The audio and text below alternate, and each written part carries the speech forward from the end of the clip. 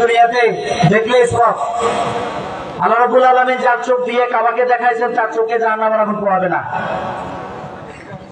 যার হাত দিয়ে যার চোখ দিয়ে মন দিয়ে তার মা বাবাকে শ্রদ্ধা সহানুভূতির ভক্তিতে দেখছে তার হাতকে তার রূপে তার চোখকে তার শরীরকে জাহান্নামের আগুনে পোড়াবে না।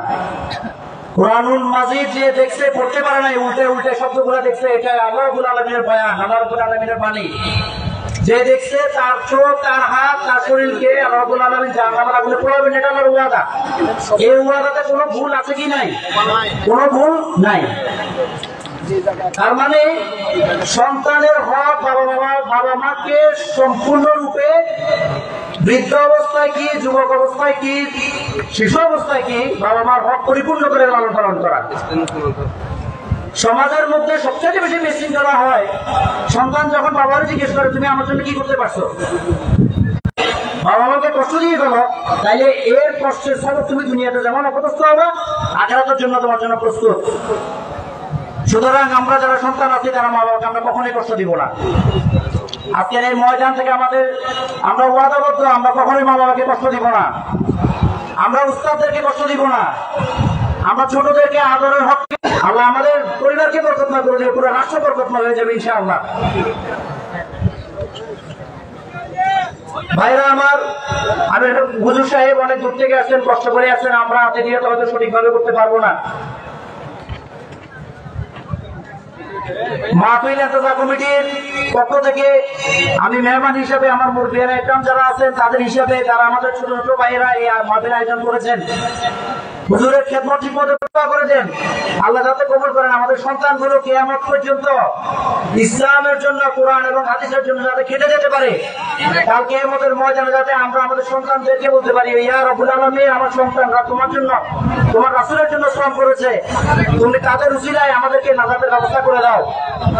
আপনি আমাদের জন্য দোয়া করবেন, আমাদের ভুল ত্রুটি মাফ করে দিবেন। আর সম্মানিত উপস্থিতি যারা আছেন, কষ্ট করে ওয়াজ শুনে যাবেন, ওয়াজ থেকে কিছু নিয়ে যাবেন, হুজুরের দায়িত্ব, হুজুর ওয়াজ করে চলে যাবে, ওনার জন্য ওনার নাজাতের পথ ক্লিয়ার। কিন্তু আমি যদি হুজুরের কথা শুনে নাজাত নিতে না পারি, আমাদের ব্যর্থতা। সময় বাড়াবো না, ভুল ত্রুটি মাফ করে দিবেন। ভালো ভালো কাজ আল্লাহ আপনাদেরকে সম্পৃক্ত করে দেয়। আমরা সকলের জন্য দোয়া করবো। আসসালামু আলাইকুম ওয়া রাহমাতুল্লাহি ওয়া বারাকাতুহু।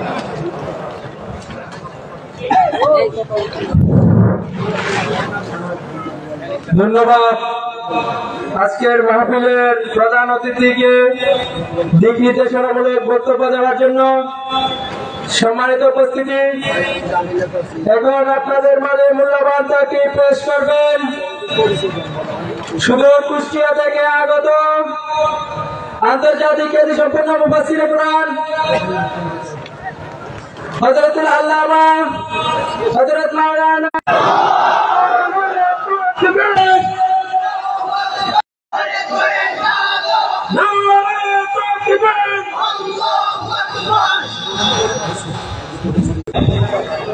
الذي خلق كل شيء زوجين وأوجب علينا الإحسان بالوالدين ونشهد أن لا إله إلا الله وحده لا شريك له وأشهد أن محمدا عبده ورسوله سيد الكونين صلى الله عليه وعلى آله وصحبه وأتباعه أجمعين ليلا ونهارا في الطرفين. فقد قال الله تعالى في كلامه المجيد وبرهانه التوحيد. جوان খুলে পড়েন আউযু বিল্লাহি মিনাশ শাইতানির রাজীম। বিসমিল্লাহির রহমানির রহিম।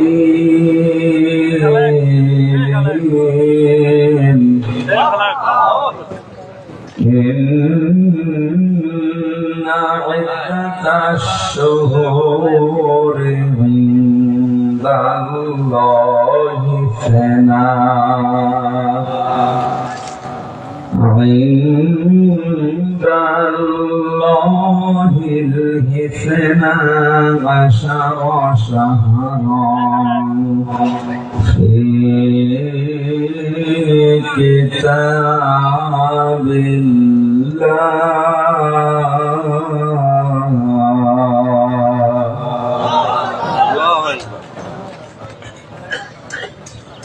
صدقت يا ربنا. عن أبي هريرة رضي الله تعالى عنه قال قال النبي صلى الله عليه وسلم من سلم المسلمون من لسانه ويده رواه ابن ماجه. وقال تعالى في شأن حبيبي وما زادهم إلا إيمانا وتسليما. اللهم صل على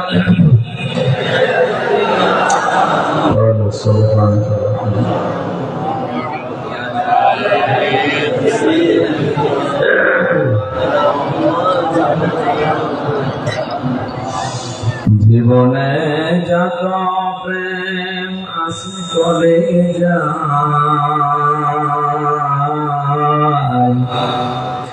নবীজের তরে সব টুকু দিয়ে দেব তাই বিনিময় শফাত যদি তার পাই মুছে যাবে জীবনে যত ব্যথা ভার। বালাগাল উলাম বিকামালিহি কাশাফাত দুজা বিজামালিহি হাসানাত জামি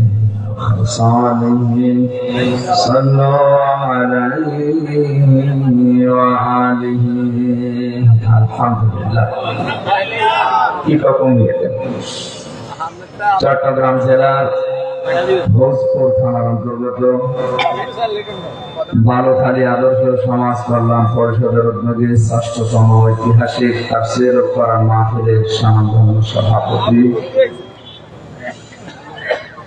২ নম্বর বাতমারা ইউনিয়ন পরিষদের সম্মানিত চেয়ারম্যান জনাব মোহাম্মদ জানে আলম, প্রধান অতিথি শাইখুল মাশায়েখ, অত্র এলাকার সন্তান বিশিষ্ট সমাজসেবক জনাব মোহাম্মদ শাহাদত হোসেন, আতালাল্লাহু উমরাহু ওয়া বারাকাল্লাহু ফি হায়াতি, বলেন আমিন।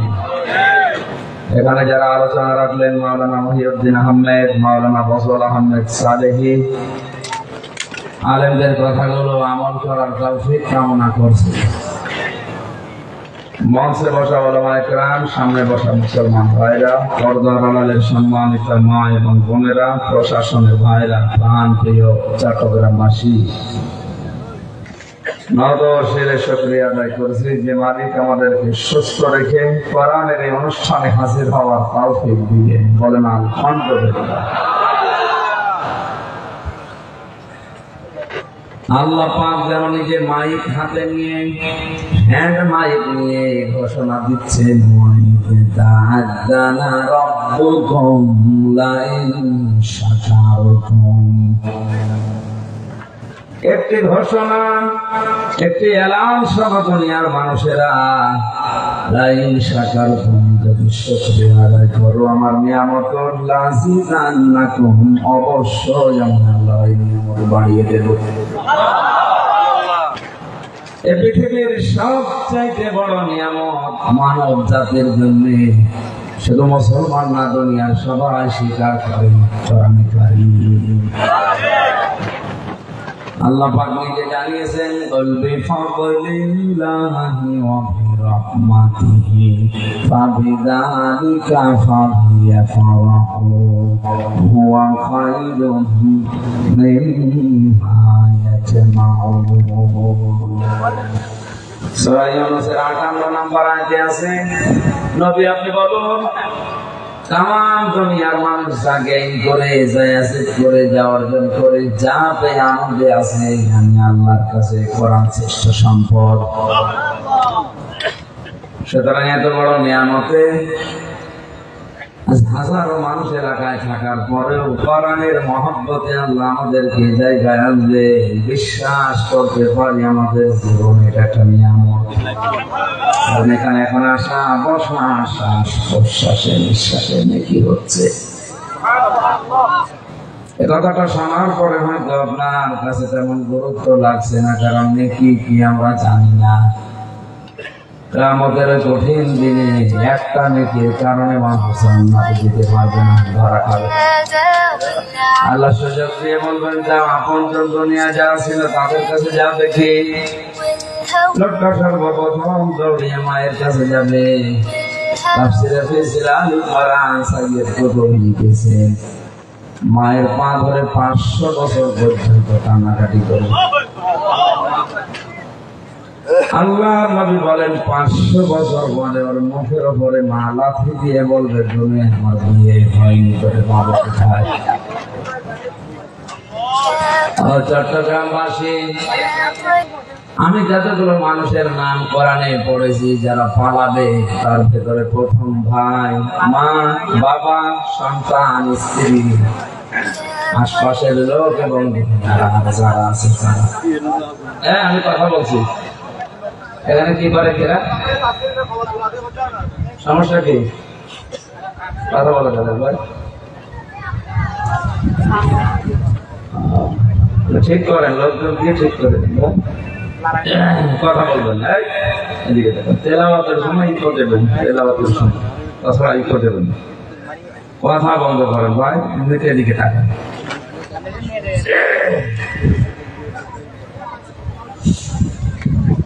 কোরআনের এই আয়াত দিয়ে আমি যে শিক্ষাটা বের করেছি, ইয়াউমা ইয়াফিরুল মারউ মিন আখিহি ওয়া উম্মিহি ওয়া আবিহি ওয়া সাহিবিহি ওয়া বানিহি। এখানে কয়েকজনের নাম আল্লাহ সিরিয়ালে দিয়েছেন। কিয়ামতের সর্বপ্রথম আপনাকে দেখলে পালাবে আপনার ভাই, আপনার মা বাবা, স্ত্রী, সন্তান, বন্ধু বান্ধব, আশপাশের লোক। বলেন তো, দুনিয়ায় বিপদে পড়লে এরা এগিয়ে আসে কিনা? এখন না নিয়ে আসলেও হতো, আপনি খেয়ে পারেন। আরে ভাই, একটা স্রাব করেছে তো অনেক খেলে মানুষ তো থাকে।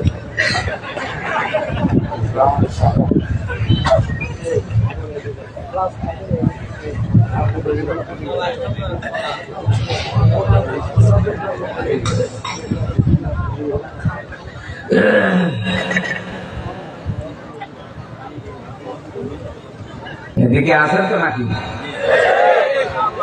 এই আয়াত থেকে যে শিক্ষাটা পাওয়া যায়, যে মানুষগুলোর নাম আমি বললাম দুনিয়াতে বিপদে পড়লে এরা এগিয়ে আসে, আল্লাহ বলেন কিয়ামতের আগে পালাবে।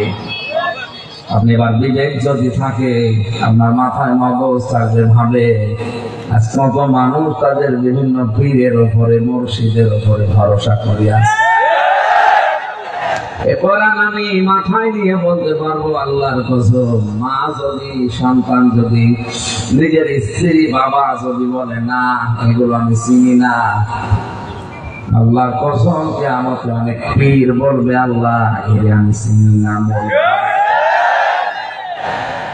আমি তো দুনিয়ায় পীরই ছিলাম না, আমি মরিদ পাবো কোথায়? চট্টগ্রাম বিভাগে এগুলো বেশি চলে, এই জন্য আপনাকে সাবধান করলাম। আমি কোরআনের চোখ, হাদিসের চোখ লাগিয়ে দেখতে পাচ্ছি, আপনি ধরা খাবে। وكلهم آتيه يوم القيامة فردا। সূরা মরিয়মের 95 নম্বর আয়াত। আল্লাহ পাক বলেন কিয়ামতে প্রতিটি মানুষকে আমার সামনে দাঁড় করাবো, সিফ একা একা। কয়জন বলি? বাংলাদেশে কারা যারা ছড়িয়েছে, আমি ছেলে থাকা অবস্থায় পেপারে দেখেছিলাম। 3টা বছর আমি জেলের ভেতরে কাটিয়েছি, পেপার ছাড়া তার কোনো খবর পাওয়া যায় না। ওখানে দেখতাম কিছু কিছু পীর সাহেব ঘোষণায় দিয়ে দিয়েছে কিয়ামতে অনেক বাবাজান অনেক দাদাজান কোটি কোটি মরিদ নিয়ে মিছিল সহকারে উঠবে। এটা যে যাহা মিথ্যা কথা, এটা মানুষকে ধোঁকা দিয়ে বোকা বানিয়ে নিজের দরবার ঠিকাতে এরা কাজ করেছে। ইসরা মরিয়মের 95 নম্বর আয়াতের প্রমাণ। কিয়ামতে আল্লাহ বলেন আমি একা একা ডাক দেব, আরো বলছে না মিছিল সহকারে আনবে।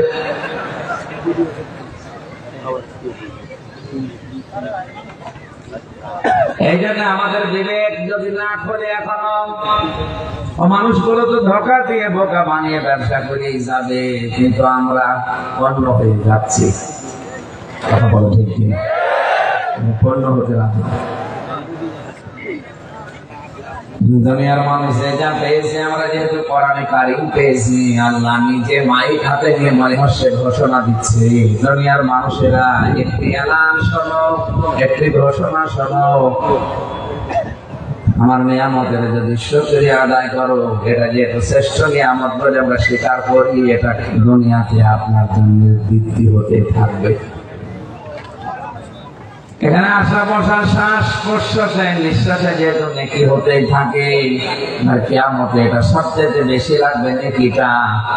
যে দুনিয়ার জীবনে আপনি সম্পৃক্ত হয়ে থাকবেন সব সময়, তাই করে কোরআনের সাথে কাটানো যায়। নবীজি জানিয়েছেন কোরআন প্রচারে, কোরআন প্রসারে, কোরআন শিক্ষায়, কোরআন কায়েমে কেউ যদি অর্থ খরচ করে, কিয়ামতের দিন ওই টাকার হিসাব আল্লাহর কাছে দেওয়া লাগবে না। মরণের পরে সুবহানাল্লাহ কি বলেছে আপনি টের পাচ্ছেন? কোন জায়েজ কাজ যদি কেউ করে, বেশি করে ফেলে, ওইটা হয় ইসরাফ।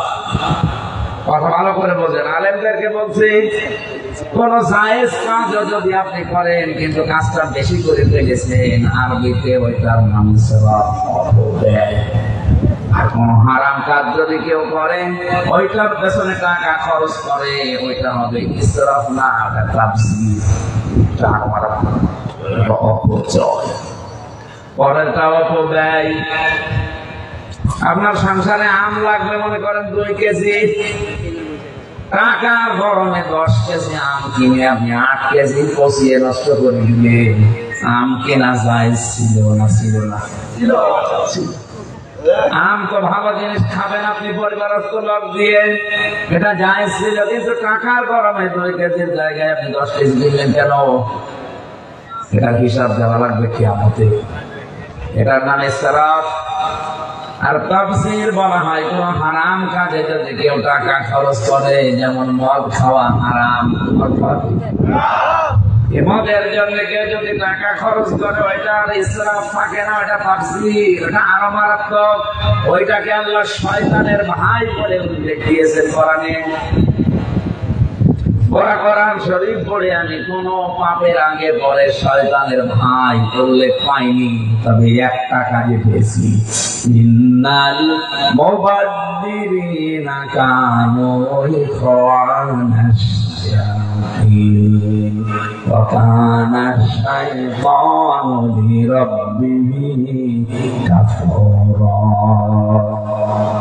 দুনিয়াতে যারা অপচয় করে এরা শয়তানের ভাই, আর শয়তান তার প্রভুর প্রতি অকৃতজ্ঞ।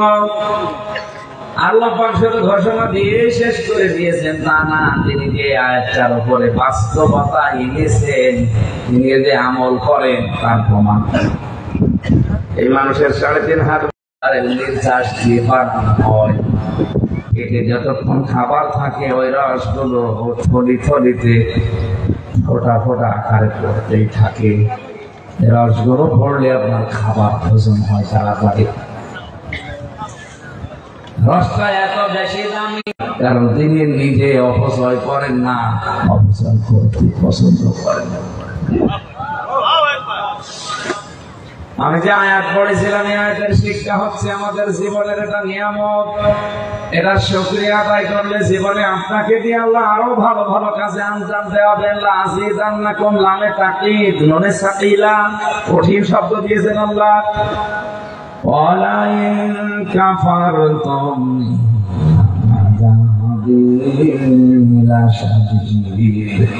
কেউ যদি গুরুত্ব না দেয়, এ আর কি খোলা আকাশের নিচে আর কি, আপনি এটাতে নিয়ামত, আপনি গুরুত্ব দিলেন না, দাম দিলেন না, এর মর্যাদা কি আপনি তাও বোঝেন না। জীবনে এরকম কোন ভালো কাজে আপনাকে আল্লাহ সম্পৃক্ত করবে না, আযাবের ভেতরে, যন্ত্রণাদায়ক কাজের ভেতরে ফেলে দেবে। 24 ঘন্টা আপনি সময় বের করতে পারবেন না।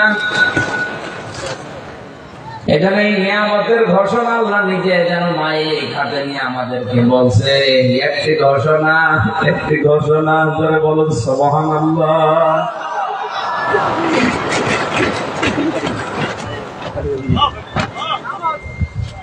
এই কোরআনে কারীম মানুষের সামনে কি করে উপস্থাপন করা লাগে, আমি তো মন মতো কথা বলতে পারি না। কি করে কোরআন উপস্থাপন করা লাগে, এই পদ্ধতি আল্লাহ নিজে শিখিয়েছে। আল্লাহর পদ্ধতি আমরা সামনে আনি নাকি মন মতো বলবো? কিতাবুন উনজিলা ইলাইকা ফালা ইয়াকুন ফি সাদরিকা হারাজাম মিনহু লিতুনযিরা বিহি ওয়া যিকরাম লিল মুমিনিন। সুবহানাল্লাহ। সূরা আরাফের 2 নম্বর আয়াত। যিনি সঞ্চালক ছিলেন কথা বলার আগে কিন্তু জানিয়েছেন, এ পৃথিবীর ময়দানে বেশি কথা শোনা লাগে না, বেশি বলাও লাগে না। আমার দুনিয়ার শ্রেষ্ঠ মানুষ যিনি সর্বোচ্চ কথা বলেছিলেন 27 মিনিট, 2 বছর ভাষণ। মুহাম্মদ রাসূলুল্লাহর এই 27 মিনিটের বক্তব্য এত তাৎপর্যপূর্ণ ছিল, তাম দুনিয়ার মানুষ এখন চিন্তা ভাবনা করে 27 মিনিট কিনারা পাচ্ছে না। আর আমরা ঘন্টার পরে ঘন্টা বইতে যাই, মানুষও শুনিয়ে যায়, কোন মাল ম্যাটারেস তো ভেতরে নিয়ে আন্দাজে বসিয়ে যাচ্ছে। আপনার এত কথা বলার দরকার কি আছে? মূল কথাটা যদি 5 মিনিটের জায়গায় 2 মিনিটে বলতে পারে, এইটাই ভালো। কারণ মানুষের এই মেধায় কথা ধরার একটা লিমিট আছে। কথা বুঝতেছে? এখানে দুনিয়ায় যত ক্লাস হয় দেখবেন, মাদ্রাসা বলেন, স্কুল বলেন, কলেজ, বিশ্ববিদ্যালয়, যত ক্লাস হয় সব 45 মিনিট। একটা বছর সর্বোচ্চ 45 মিনিটের উপরে কোন ক্লাস নেই। তাম দুনিয়ায় এই নিয়ম। কেন? শিক্ষকদের কোন যোগ্যতা নেই, এই জন্য মনে হয় ক্লাস ভাগ করেছে এইভাবে। আমার কুষ্টিয়া বিশ্ববিদ্যালয় মিশর থেকে যে স্যার গুলো আসতো, ডক্টর জিয়াদ, এত জ্ঞানী মানুষ, 45 মিনিট না 45 ঘন্টা ধরে যদি ক্লাস নেয়, আরবি গ্রামারের ক্লাস নিত, আমার মনে হয় 45 ঘন্টা আমার বসে থাকবে। যারা বলছে বলছে না, করতে পারবে না, মাথা মারা। সামনে যারা বসে থাকবে সব জমকবো না, সব আনাস মাস্টার্স করা ছেলে মেয়েরা, এদের সামনে 45 মিনিটে আর কি হয়? অথচ সরকার নিয়ম বেঁধে দিয়েছে শিক্ষা ব্যবস্থা থেকে যে সর্বোচ্চ আপনি ক্লাস নিতে পারবেন 45 মিনিট। বিজ্ঞান এখন এই শব্দটা দিয়ে গবেষণা করে দেখছে, মানুষের মেধায় এই মাথাতে কথা ধরার মতো যে লিমিট আছে, 45 মিনিটের পরে গেলে ওই কথা আগে তার মধ্যে থাকে না, ভুলে যায়। নবীজি কত বড় বিজ্ঞানী ছিলেন, 1500 বছর আগে কথা বলার লিমিট তিনি তৈরি করেছিলেন মাত্র 27 মিনিট। মানুষ যেন আগেরটা পরেরটা ভুলে না যায়, মনে রাখে এবং আমল করে। আর শেষ কথা বলেছিলেন, আমি যা বললাম এগুলো তোমরা যারা উপস্থিত নেই তাদের কাছে পৌঁছিয়ে দিও। ওখানে তো মাত্র 1,14,000 সাহাবী ছিল, আমরা তো উপস্থিত ছিলাম না। এই যে কিয়ামত পর্যন্ত যারা অনুপস্থিত যারা আসবে তাদের কাছে পৌঁছিয়ে দিও। আর পৌঁছাতে হলে ওটা তোমার মনে রাখা লাগবে। এখানে কথাগুলো খুব হিসাব করে শোনেন। আল্লাহ বলেন, এই কিতাব আমি আপনাকে দিয়েছি, এটা দিয়ে মানুষদেরকে সতর্ক করবেন। আজ যারা বিবেক বিসর্জন দিয়ে দুনিয়া দুনিয়া করে জীবনটা নষ্ট করে মানুষকে ধোঁকা দিয়ে বোকা বানিয়ে রেখেছেন, আমার সবচেয়ে বেশি ভয় হয় চট্টগ্রাম ফটিকছড়ি ভোজপুর। সারা দেশ আমার নকদর ফোনে আছে, আমি জানি।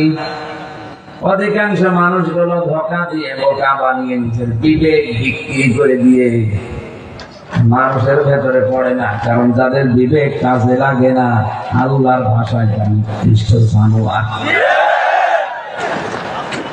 যাদের বিবেক কাজে লাগে না এই মানুষগুলো আল্লাহর ভাষায় নিকৃষ্ট জানোয়ার। এটা তো আমি বানালাম। সূরা আনফাল 9 নম্বর পারা 18 নম্বর পৃষ্ঠা 9 নম্বর লাইনে 3 নম্বর উপর 22 নম্বর আয়াতে আছে। যত তাফসীর আছে বাংলাদেশে যে কোনো মিলান পেয়ে যাবেন। ইন্না শাররাত দাওয়াবি ইনদাল্লাহি সাম্মুল বুকুমুল লাযীনা লা ইয়াকিলুন। এই পৃথিবীর নিকৃষ্ট জীব আমি আল্লাহর কাছে যারা যাদের বিবেক তারা কাজে লাগায় না। এটা আমাদের বিবেক যাদের আছে এটা কাজে লাগান। এই বিবেকটা কাজে লাগাবেন, এই জন্য আপনি মানুষ। গরু এটা কাজে লাগায় না, এই জন্য তো গরু। আপনি যদি এটা কাজে না লাগাতে পারেন যে আপনার ভেতরে আর গরুর ভেতরে পার্থক্য কি আছে? ওর 4 পা আপনার 2 পা।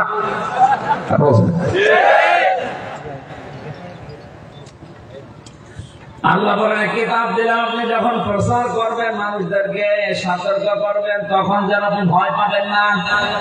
এই জন্য আমার শুধু চট্টগ্রাম না, বাংলাদেশের যেখানে আমি যাই আগে সাহেবটা সামনে নিয়ে আল্লাহ কিভাবে উপস্থাপন করার ধরন দেখিয়েছি এটা আমি সামনে রাখি। আল্লাহ বলেন নবী আপনি কোরআন প্রচার করতে গিয়ে ভয় পাবেন না। এমনকি কোন সন্দেহ সংশয় সন্দেহ দ্বিধা দ্বন্দ্ব এগুলো আপনার ভেতরে যেন কাজ না করে। এখানে হারাজুন শব্দটার ব্যাখ্যা আমি পেয়েছি 2টা। 1 নম্বরে নবী কোরআন যখন প্রচার করবেন আপনার সামনে যারা আছে ওরা হয়তো কোরআনের এই সতর্কবাণী না বোঝার কারণে খারাপ করতে পারে। কথা বলে না, এরকম মানুষ দেশে এখন দিন দিন বাড়ছে। কারণ দিয়ে যেটা প্রচার করতে যায় সতর্ক করতে যায় ওটা ও না বুঝে আন্দাজে বিরোধিতা করে। 2 নম্বর আবহমান কাল থেকে অনেক নিয়ম নীতি ইসলাম মনে করে এলাকায় পালন করে আসছে, অথচ এটা ইসলাম না। আপনারা ডক্টর আব্দুল্লাহ জাহাঙ্গীর স্যারের নাম শুনেছেন। শুধু বাংলাদেশ না সারা বিশ্বের ভেতরে যদি 10 জন মানুষ হাদিসের উপরে পণ্ডিত থাকে আমার বিশ্ববিদ্যালয়ের হাদিসের স্যার মারা গেছে, আল্লাহ যেন তার কবরকে জান্নাতে হাদিসের নামে জালিয়াতি একটা বই লিখেছে। এর ভেতরে প্রায় 500 উপরে হাদিস আছে যেটা বাংলাদেশ, ভারত আর পাকিস্তানে চলে। জাল হাদিস, হাদিস না মানুষ বানিয়ে হাদিস বলে চলিয়ে দিয়েছে।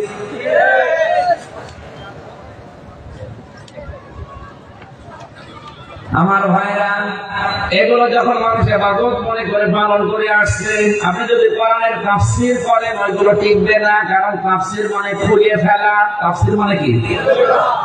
আবরণ দিয়ে ঢাকা আছে, আবরণ খুলিয়ে ফেলা।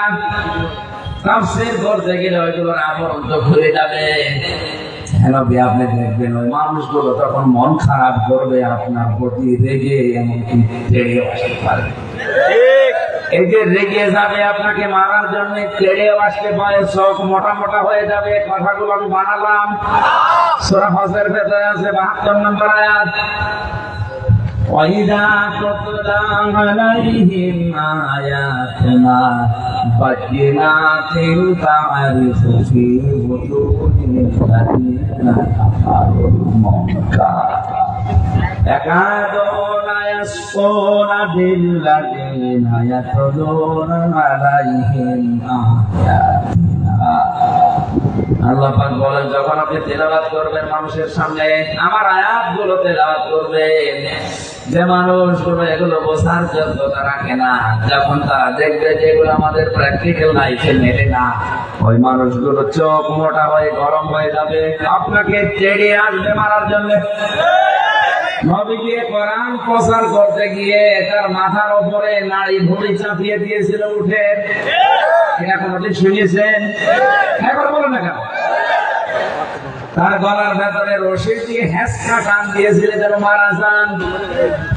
এটা সারা জীবন আমরা শুনেছি। উনি তো এই কোরআনই প্রচার করেছিলেন, অথচ এই কোরআন দিয়ে আজ আমরা প্রচার করতে আসি। এই কোরআন দিয়ে আমরা নামাজ পড়াতে যাই, মসজিদে নামাজ পড়াই কোরআন দিয়ে। আমাদেরকে কেউ গলায় রশি দিয়ে হেঁচকা টান দেয় না, উঠের নাড়ি ভরি পশাটা মাথার উপরে দেয় না, আমাদের মাথার উপরে ফ্যান টাঙিয়ে দেয়, ফ্যানে হচ্ছে না এসি লাগিয়ে দেয়। তো ওনারও কোরআন আমাদেরও কোরআন, মজা যাচ্ছে যে ওনারটার সাথে আমাদের তার মিল নেই।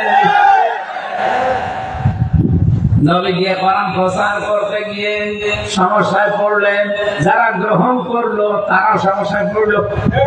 সাহাবীরা একথা বলে না, আর আমরা সেই ইসলামী এখন মানে সমস্যা নেই, যারা গ্রহণ করে তাদেরও সমস্যা নেই, যারা তাকে নিরাপদ হয়ে যায় না। হচ্ছে আপনি আর কত বিবেককে ধোঁকা দেবেন বলেন, আপনি তো মরবে। নবীজি নিজে প্রচার করতে গিয়ে সমস্যায় পড়লেন, যারা তার ডাকে সাড়া দিল তারা হয়ে গেল ঝামেলায়। কথা বলে না কেন? আর আমরা ওই কোরআন প্রচার করছে, আমাদের কোনো সমস্যা নেই। আর যারা গ্রহণ করছে তারা ওই দেশে বাতিলের কাছে নিরাপদ হয়ে যাচ্ছে। বুঝতে হবে নবীজির ওই কোরআন প্রচার আর আমাদের কোরআন প্রচার এক হচ্ছে। যদি আমরা দাঁড়িয়ে টুপি পাগড়ি সোফা ওইরকমই রেখেছি, আরে এরকম তো আব্দুল্লাহ বিন উবাইর ছিল। আপনি তো নামাজ পড়েন চট্টগ্রামের ভোজপুরে, আর আব্দুল্লাহ বিন উবাই নামাজ পড়তো রাসূলুল্লাহর পেছনে। মসজিদে নববীতে নামাজ পড়তো, রোজা রাখতো, ইফতারি করতো নবীর সাথে। ওর দাড়ি টুপি জুব্বা পাগড়ি সব আমি ওর জীবন করে পেয়েছি। ওকে ছিল কোনো ঝামেলা নেই। একটা জায়গায় শুধু ধরা খেয়েছে, আল্লাহ নবীর আদর্শকে রাজনৈতিক জীবনে মানত না। ওর আদর্শ ছিল তলে তলে আবু সুফিয়ান। একটা অপরাধে যদি না মুনাফিকের সরদার হয়, বাংলাদেশে আজ অনেকেই মনে করছে আমি নামাজ পড়ি, রোজা রাখি, আমার বউ পর্দায় থাকে, আমার ব্যবসা হালাল, আমার আল্লাহ জাহান্নামে দেবে। কি দেখে দেবে টের পাচ্ছেন? কিছু টের পাচ্ছেন আপনি? সূরা আরাফ 8 নম্বর পারা 20 নম্বর পৃষ্ঠা 3 নম্বর লাইনে 83 নম্বর আয়াত। এটা ইবনে কাসিরে আছে। আল্লাহ পাক বলেন ফাজাইনাহু ওয়া আহলাহু ইল্লা মাতাহু কানাত মিনাল খাবিরিন। দুইজন ফেরেশতাকে লোক নবীর জামানায় পাঠালাম আসরের সময়। ডাক দিয়ে বললাম, লোক নবীকে তোমরা বলো যে লোক নবী আপনি আপনার উম্মতদেরকে নিয়ে এখান থেকে মাগরিবের আগে চলে যান, আমরা এখানে আল্লাহর গজব নাযিল করব, কিন্তু সাবধান আপনার স্ত্রীকে নেবেন না। ফটিকছড়ি ভোজপুরবাসী বিবেক যদি থাকে মিলান। হযরত লোক নবী এত বড় একটা পাওয়ারফুল নবী, তার স্ত্রী সাধারণ মানুষ না, নবীর স্ত্রী। তাকে আল্লাহ নিতে নিষেধ করলেন। শুধু নিষেধ করেছেন এই না, যখন এই গজব নাযিল হয়েছে আল্লাহ তাকে ধ্বংস করে জাহান্নাম দিয়েছে। আমি আশ্চর্য হয়ে যায়। মুফাসসিরিন ইকরামের জবাব দিয়েছেন, লোক নবীর স্ত্রীর চরিত্র কিন্তু খারাপ না, তিনি চরিত্রহীনা ছিলেন না। শুধু তলে তলে সমকামী যারা পুরুষে পুরুষে বিয়ে করে, নারীতে নারীতে বিয়ে করে, জেনা করে, এদেরকে তলে তলে সাপোর্ট করছে। একটা মাত্র কারণে যদি নবীর স্ত্রী হওয়ার পরও তাকে ধ্বংস করে দেয়। আজ যারা বাংলাদেশে ট্রান্সজেন্ডারের নাম নিয়ে সমকামিতাকে করছে এবং সাপোর্ট করছে, কি হবে? আমরা নামাজ দিয়ে, রোজা দিয়ে, দাড়ি দিয়ে, পাগড়ি দিয়ে, লোক নবীর স্ত্রী যদি পরিত্রাণ না পায়, আপনিও পরিত্রাণ পাবেন না আপনার নামাজ দিয়ে। দাড়িওয়ালা লোক পর্যন্ত এত সুন্দর সুন্দর টুপি মাথায় দিয়ে, জুব্বা গায়ে দিয়ে পর্যন্ত এই সমকামিতাকে প্রমোট করছে, পেছন দরজা দিয়ে আরো সাপোর্ট করছে। আমি নাম নাই নিলাম, এ দেখলে মনে হয় জান্নাত থেকে পালিয়ে এসেছে। জিবরাইলের ছোট ভাই অথচ কাজ করছে কি দেখেন। আপনি তো আরো নিষেধ করবেন, নিষেধ করা দূরের কথা, নবীর স্ত্রীর মতো যদি আপনি আরো সাপোর্ট করেন, তলে তলে, আর আপনি তো উপরে উপরে প্রকাশ্যে করছেন না, এটাই সমস্যা। কি আর সমস্যা কি আপনি টের পাচ্ছেন?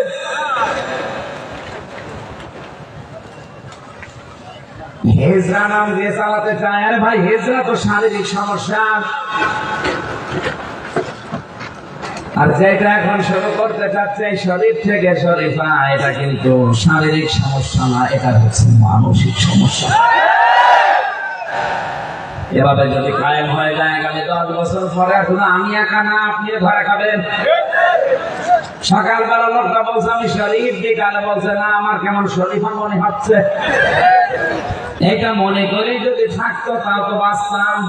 যে বলবে আমি শরীফা, তাহলে আমার মহিলা হচ্ছে শিখছেন। এটা বলছে না, রাষ্ট্রীয় ভাবে যদি এটা আইন পাশ হয়ে যায় তাহলে বাধ্য হয়ে আপনাকে দেওয়া লাগবে, না দিলে আপনার বিরুদ্ধে মামলা হবে।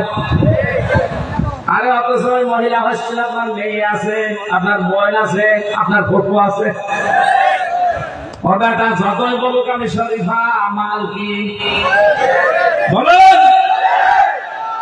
তো আসলে শরীফ, ও তো শরীফার নাম দিয়েছে।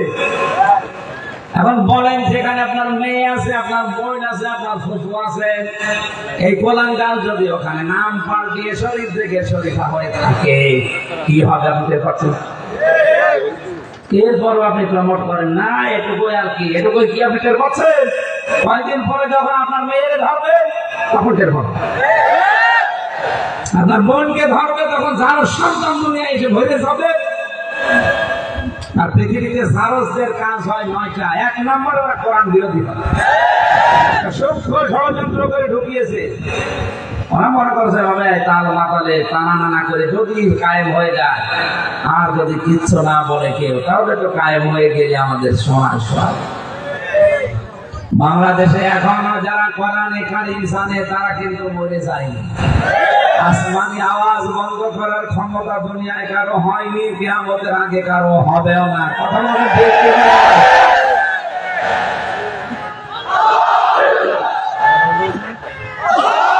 সুতরাং যারা এই সমস্ত ধান্দায় আছেন তারা থামেন, আপনি পারবেন না সফল হতে। আল্লাহর ইসলাম আল্লাহ রক্ষা করবে, মাঝখান থেকে আপনি জাহান্নামী হয়ে যাচ্ছে। আপনার প্রতি আমার দরদ আছে, মায়া মহাব্বত আছে, জন্য সতর্ক করলাম। এরপরও যদি আপনার সতর্কতা না আসে, বুঝতে হবে আপনার কপালের হেদায়েত নেই, আপনি ওই আবু জেহেলের ছোট। কালকে রাত যেটা আসছে এটা নিয়ে তো এই চট্টগ্রামে একেবারে চলবে সেরকম। সবে বরাত নাম দিয়ে চালাবে, সবে বরাতে শব্দটা কোরআনে নেই, হাদিসে নেই, এই শব্দ নেই। হ্যাঁ, লাইলাতুল নিসফি মিন শাবান আছে। অনেক মানুষ আহলে হাদিসের নাম নিয়ে এটাকে একেবারে বাড়াবাড়ি করে ফেলে, ছাড়াছাড়ি করে যায়, বলে না এগুলো কিচ্ছু নেই, অথচ এটা একটা ফজিলতপূর্ণ না। আর কিছু মানুষ গরম সন্নি, ঠান্ডা সন্নি, মিঠা সন্নি নাম নিয়ে এগুলোতে এত বাড়াবাড়ি করে, শেষ পর্যন্ত এটাকে সবে কদরের উপরে তুলে। সবে কদর এটা কোরআন দিয়ে প্রমাণিত। আর সবে বরাত নামে যেটা আমরা চালাই, লাইলাতুল নিসফি মিন শাবান, এটা হাদিস দ্বারা প্রমাণিত। কোরআনের উপরে কোনদিন হাদিস ওঠা সম্ভব? বলেন বলেন। কোরআনে কারীম আল্লাহ নাযিল করেছেন লাইলাতুল বরাতে না লাইলাতুল কদরে? লাইলাতুল নিসফি মিন শাবান, এই রাতের মর্যাদা আছে। হ্যাঁ, আপনি একেবারে ছেড়ে দিবেন না, যেহেতু এটা নফল, ফরজ না, ওয়াজিব না, এটাকে বাড়াবাড়ি করার দরকার নেই। একেবারে ছেড়েও দেবেন না, মাঝামাঝি থাকেন। কেন? কোরআনে কারীমের যে সূরা তাওবার 36 নম্বর আয়াত ভালো করে মিলান। ইন্না ইদ্দাতাশ শুহুরি ইনদাল্লাহি 12 শাহরান ফি কিতাবিল্লাহ ইয়াওমা খালাকাস সামাওয়াতি ওয়াল আরদা মিনহা আরবা'আতুন হুরুম। সাদাকাল্লাহু আল-আযীম। ভালো করে মিলাবেন। যেদিন আসমান আর জমিন আমি তৈরি করি, আমি আল্লাহ আমার কিতাবের ভেতরে মাসের গণনা হিসাবে 12টা মাসের নাম আমি লিখে রেখেছিলাম।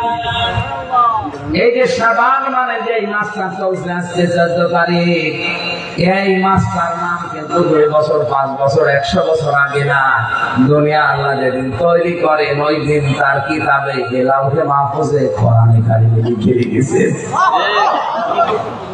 মিনহার বাতুল হুরুমের ভেতরে 4টা মাস পবিত্র। তাফসীর ইবনে কাসির মুফাসসির লিখেছেন এর ভেতরে জিলকদ, জিলহজ, মুহররম, আর কোন কোন তাফসীরে লেখা আছে শাবান হবে, রজব হবে, অথবা রমজান হবে। যেহেতু শাবান মাসের নাম কোন মুফাসসির লিখেছেন, আমরা এটা ধরলাম মনে করেন পবিত্র মাস। আপনি কি করবেন পবিত্র মাসে?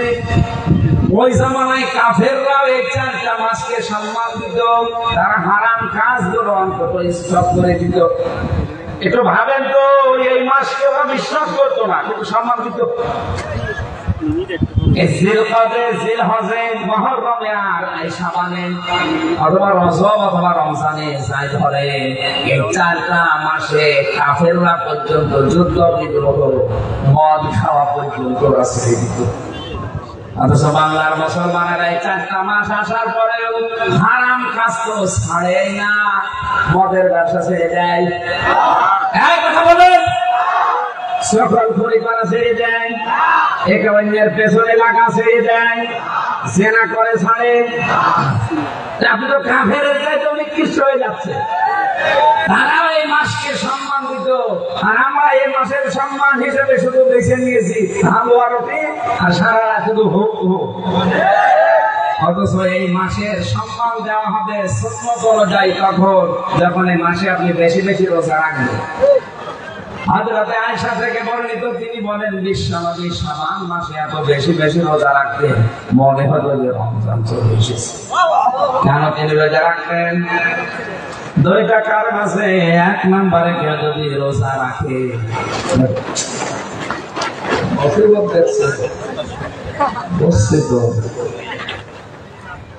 কেউ যদি রোজা রাখে সুস্থ শরীরে, যদি কঠোর হাট পরিশ্রমের কোন কাজ না থাকে, তাহলে তার রোজা রাখার দ্বারা শরীর আরো সুস্থ থাকে। পৃথিবীতে সবচাইতে বেশি সুস্থ ছিলেন হযরত নূহ আলাইহিস সালাম। তিনি 950 বছর দুনিয়ায় বেঁচে ছিলেন, প্রায় সময় তিনি রোজা রাখতেন। তাকে জিজ্ঞাসা করা হয়েছে, দুনিয়াতে আপনি কেমন? বলে, আমি সবচাইতে সুস্থ ছিলাম এই কারণে, কারণ সারাটা জীবন রোজা বা সিয়ামে কেটেছে। আর যারা বলে হুজুর আমার গ্যাস, আমি রোজা রাখতে পারি না, আরে শয়তান, রোজা রাখলে গ্যাস আরো ভালো হয়। চিন্তাটা করার জায়গা পাও না। 2 নম্বরে নবীজি চিন্তা করেছিলেন, এই মাসটা যদি আমি ট্রেনিং দিতে পারি বেশি বেশি রোজা রেখে, সামনে যে মাস আছে ফামা শাহিদা মিনকুম শাহরা ফালিয়াসুমহু, তার নাম রমজান। আল্লাহ তাআলা জানিয়েছেন তোমাদের ভেতরে কেউ যদি রমজান পায় সে অবশ্যই রোজা রাখে। আমি যদি ট্রেনিং না দিয়ে হঠাৎ করে শুরু করে দিই, তখন আবার অসুস্থ হয়ে যেতে পারি। আমার হয়তো অভ্যাস নেই, এই জন্য অভ্যাস তৈরি করার জন্য রজব আর এই শাবান, বিশ্ব নবীর মতো যদি আমরা আমল করতে চাই, এই মাসে আমাদের বেশি বেশি রোজা রাখা লাগবে। কথা বলেন ঠিক কিনা? এগুলো নেই, হারাম যে কাজগুলো আছে ছেড়ে দিয়ে এই মাসকে সম্মান দেন। হারাম কাজের ভেতরে বাংলাদেশের সবচেয়ে বড় হারাম কাজ চলছে ঘুষ আর সুদ। এলাকায় সুদ নেই। এই যে 1 বিঘা জমি আমি এনারে দিলাম, 1 লক্ষ টাকা নিয়ে নিলাম, যতদিন জমি চাষ করে খাবো টাকা ফেরত দেওয়া লাগবে না। এলাকায় আছে? এটার নাম কি? এটা হারাম, হারাম এবং হারাম। ওই যে খাই খালাসি যেটা আছে, আপনি টাকা দেবেন জমি চাষ করে খাবে, ওই টাকা ফেরত দেওয়া লাগবে না, ওইটা জায়েজ, কিন্তু ওইটাই আমরা নেই।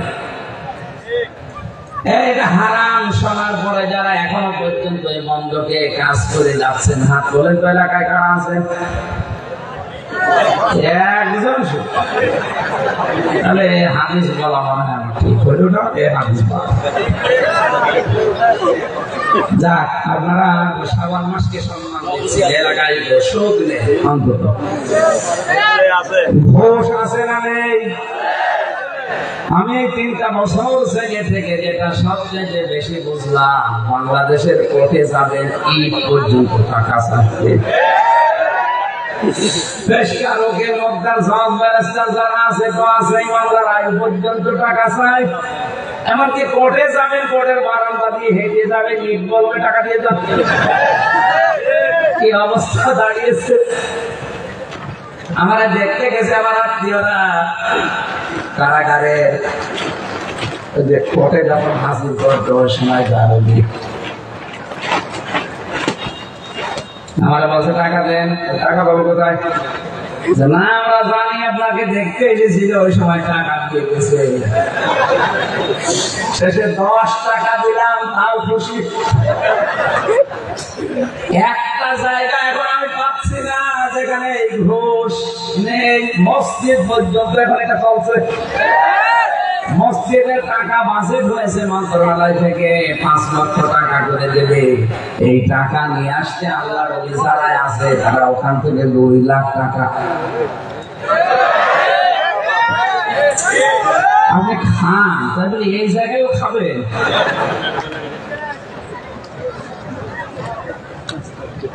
এক বোকা, আমি একটা গল্প করেছিলাম, এক বোকা আর এক চালাক 2জন মিলে একটা কাঁঠাল কিনেছে।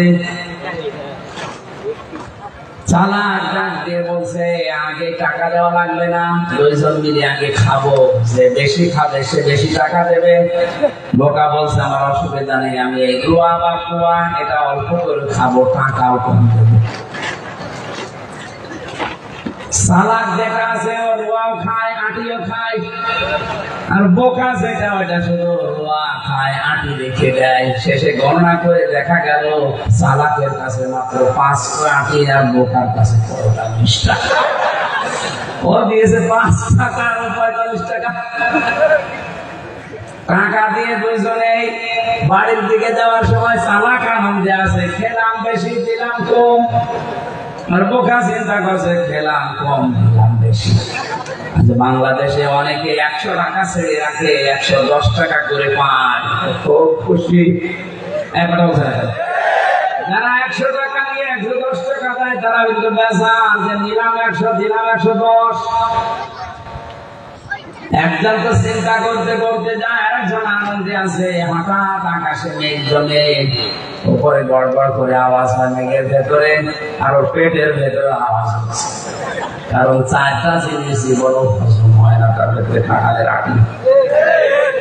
যাই উপরে ডাক মারে, ওর পেটের ডাকের সাথে মিলে যাচ্ছে। কি করে তাড়াতাড়ি প্রাইভেটে যাবে না, যে ঘরের পেছনে ছিল একটা মাছা, ওই মাছার নিচে বসে কাজ করেছে। সন্ধ্যাবেলায় বাড়িতে এসে ঘুমিয়ে গেছে। ওর বউ সকালবেলা যে দেখছে কি তরকারির ডালায় তো কোনো তরকারি নেই, দেখি মাছার উপরে কোনো লাউ আছে কিনা। যে দেখে না লাউ নেই, নিচের দিকে তাকিয়ে দেখে এক ঢিপ কাঁঠালের আটি। ডাক দিয়ে বলছে আল্লাহ, আমি নামাজ পড়ে আসলাম, ওই জন্য মনে হয় তুমি বরকত দিয়েছো। তাড়াতাড়ি এগুলো তুলে এনে সুন্দর করে ধত করে সিদ্ধ করে ভর্তা বানিয়ে দিয়েছে। তো সারা রাত পেটে খাবার নেই, বিসমিল্লাহ ছাড়াই 2 থালা খেয়েছে। খাবারের পরে বলছে বউ, আমি তো এবছরে কাঁঠাল কিনি নাই, কাঁঠালের আটি পেলি কোথায়? তুমি কাঁঠাল কেন নাই, তাতে কি হয়েছে? শুকরিয়া আদায় করো, আল্লাহ বরকত পাঠিয়েছে। বরকত পাঠিয়েছে বললাম, তুমি পেলে কোথায়? আমি ডালাই গিয়ে দেখলাম তরকারি নেই, মাছার উপরে দেখি নেই। যেই নিচের দিকে তাকিয়েছে স্বামী বসে রাস্তা করলা কি বলো। আমি চিন্তা করছি আল্লাহ তুমি এক জিনিস কয়বার খাওয়াবা, এটা যে কিছুক্ষণ আগে খেলাম। আপনি খান, তাই বলে এই জিনিসও খাবেন। মসজিদের টাকা মেরে খান মানুষ, মসজিদে ইমাম নেবে, সেখানে ঘুষ চলছে আজকাল বাংলাদেশে। আমার কুষ্টিয়া জেলার বড় মসজিদ তৈরি হচ্ছে, যেটা সরকারি ভাবে দায়িত্বে গেছে, আমি নাম নিলাম না। আর ভাগিনা যে বলছে মামা আমি তো আলেম পাস করেছি, আপনি আমার এই জায়গায় লাগিয়ে দেন, তাহলে সরকারের যত সুযোগ সুবিধা পাওয়া যাবে। মামা বলছে ভাগিনা আমার মিষ্টি খাওয়ার টাকা দিও। ও মনে করছে মিষ্টি খেতে আর কয় টাকায় লাগে না, 5,000। 5,000 টাকা দিয়ে বলছে মামা এই কিসের 5,000, আপনি মিষ্টি খেতে টাকা নিয়ে 10 লাখ। বলছে মামা মিষ্টি খেতে যদি 10 লাখ লাগে, দই খেতে আমরা কয় টাকা? কোথায় আছি আমরা? সবে বরাতে সামনে মাপ পাওয়ার জন্য হা করে বসে আছে, অথচ 5 প্রকার মানুষকে নবীজি বলেন এই রাতে আল্লাহ মাফ করছে না, করবেও না। 1 নম্বরে যারা শিরক করে, 2 নম্বরে যারা হিংসুক, 3 নম্বরে যে মানুষগুলো সুদ খায় আর ঘুষ খায়, 4 নম্বরে যারা মা বাবার অবাধ্য সন্তান, 5 নম্বরে যারা বৃদ্ধ জেনাখোর, বুড়ো বয়সে জেনা করতে চায়। আর বাংলাদেশের এখন তাকান, সব চাইতে বেশি এখন বুড়ো জেনাখোর বেড়ে যাচ্ছে। এমপি হোস্টেল থেকে মেয়েদের কান্নার আওয়াজ আসছে, কথা বলে না কেন? আমি নিচে নামলাম না। আল্লাহ আমাদের চরিত্রকে হেফাজত করার তৌফিক দিন। আর যাদের অফিস থেকে, যাদের বাড়ি থেকে, ঘর থেকে, এমপি হোস্টেল থেকে মেয়েদের কান্নার আওয়াজ আসে, এরাই কিন্তু এই শবে বরাত পালন করার জন্য 50 কেজি মিষ্টি দোয়া করে। আরে ভাই, আপনি জেনা থেকে তাওবা যদি না করেন, 50 কেজি না 5,000 কেজি মিষ্টি দিলে মাফ পাবেন না। যদি আপনাকে আল্লাহ মাফ করে দেয়, এরপরেও তাহলে হাদিস কি হবে বলেন? কাফেররা এই মাসকে সম্মান দিয়েছে, হারাম কাজ ছেড়ে দিত, আর আমরা হারাম কাজগুলো সব জানি রাখি, আন্দাজে হাওয়ালতি খেয়ে আর অসম্মান করেছি। এরপরে শব্দ তো আরো কঠিন, যালিকা দীনুল কাইয়্যিম, এটা স্পষ্ট দিন, এটাই সঠিক দিন, সুদৃঢ় জীবন ব্যবস্থা। পৃথিবীতে একটাই মাত্র ধর্ম আছে। আজ যারা বিভিন্ন ধর্মকে সমান মনে করেন, তাদের ঈমান ভেঙে গেছে, নষ্ট হয়ে গেছে। ভেঙে যায় কয় কারণে? 7 কারণে। বলেন বলেন। নামাজ ভেঙে যায় কয় কারণে? 19টা কারণে। কয় কারণে? মানুষের কাজ আমল ভেঙে যায় 2 কারণে। কয় কারণে? সূরা মুহাম্মদের প্রথম আয়াত। প্রত্যেকটা জিনিস ভেঙে যাওয়ার, নষ্ট হয়ে যাওয়ার কোনো না কোনো কারণ আছে। কথা বলেন। আপনার যে ঈমান আছে, ঈমানও ভেঙে যায় 10 কারণে। তার 4 নম্বর কারণ এইটা, যারা সব ধর্মকে দুনিয়ায় সমান মনে করে। আল্লাহ যালিকা দীনুল কাইয়্যিম, দিনের আগে আলিফ লাম দিয়ে জানিয়েছেন একমাত্র জীবন ব্যবস্থা পৃথিবীতে ইসলাম। সুতরাং আজ ইসলাম বাদ দিয়ে দুনিয়ার সবাইকে খুশি করার জন্য যারা সব ধর্মকে সমান মনে করছে, আপনি আর যাই হন, আপনার ঈমান নেই, আপনি বেঈমান। এই মাসে আপনাকে আমি আহ্বান জানাচ্ছি, আপনি ফিরে আসেন। আমরা আর দুনিয়ায় কিছু না পাই, ইসলাম পেয়েছি। দিনের আগে আলিফ লাম খেলা করার জন্য যাই। ইসলাম আল্লাহর কাছে মনোনীত জীবন ব্যবস্থা, ধর্ম একটাই, তার নাম ইসলাম। আমি যদি আজকে মেহমানকে বলি ভাই আমি চট্টগ্রামে যাব, তুমি যদি বলে এই যে একটাই রাস্তা, তাহলে এই তারিখের আগে, রাস্তার আগে, সাবিদের আগে আলিফ লাম দেওয়া লাগবে। এইটা একমাত্র রাস্তা। কিন্তু এইটা বাদ দিয়ে যদি আরো 4-5টা লাইন আছে যাওয়ার, কিন্তু ঘোরা হবে, তখন আর রাস্তার আগে, তারিখের আগে, সাবিদের আগে আপনি আলিফ লাম দিতে পারবেন না। আল্লাহ জানিয়েছেন পৃথিবীতে একটাই মাত্র রাস্তা, একটাই মাত্র ধর্ম, জীবন ব্যবস্থা, তার নাম ইসলাম। তাহলে ইসলাম বাদ দিয়ে 4,500 ধর্ম দুনিয়ায় এখন আছে। আল্লাহর দৃষ্টিতে সবগুলো বাতিল। আল্লাহ আমাদেরকে এটা বোঝার পরে আমাদের ঈমানের তাকিদে হলেও মেনে নেওয়ার তৌফিক দান করুন, আমিন। এরপরের কথা তো আরো কঠিন, যত নিচে যাবেন কঠিন কঠিন বক্তব্য আল্লাহ দিচ্ছে, আর যা দেখছে সব আমাদের চরিত্রের সাথে মিলে যাচ্ছে।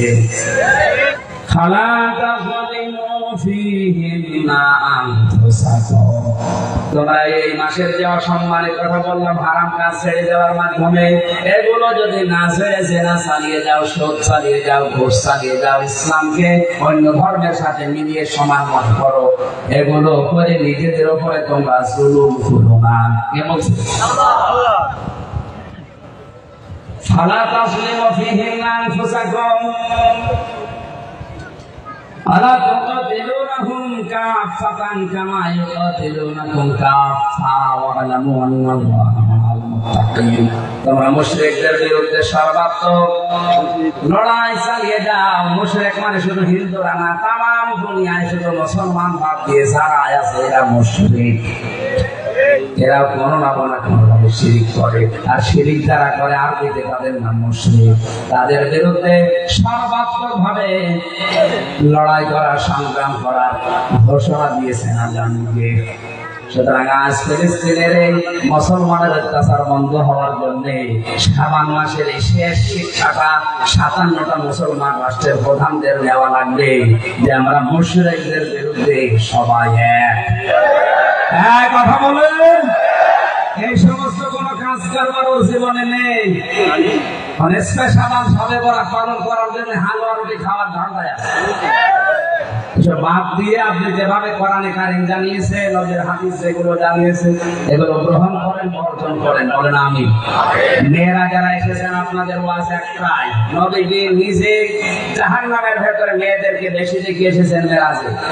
ফেরেশতা বললেন, হে নবী এরা কিন্তু কুফরি করে। নবীজি বললেন, এরা কি স্বামীর সাথে না আল্লাহর সাথে কুফরি করে?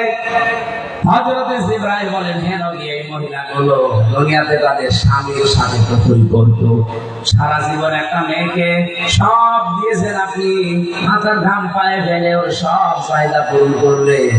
হঠাৎ একদিন একটা সাবান কম হয়ে গেলে মুখ দিয়ে বলে ফেলে, তোর বাড়িতে এসে কিছু পেলাম না, এর সব শেষ।